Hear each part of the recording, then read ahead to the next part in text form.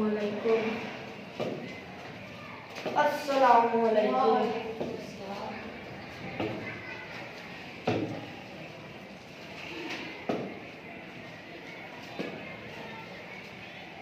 अस्सलामुअलैकुम।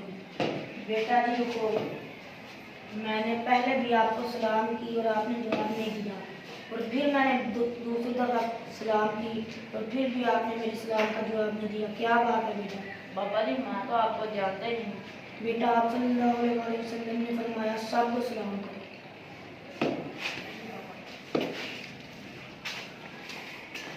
एक दिन एक आदमी ने आप सल्लल्लाहु अलैहि वसल्लम से पूछा कि वो कौन सा इस्लाम है जो बेहतर है। आप सल्लल्लाहु अलैहि वसल्लम ने फरमाया कि तुम खाना खिलाओ, जिसको पहचानो और जिसको ना पहचानो सबको सलाम करो।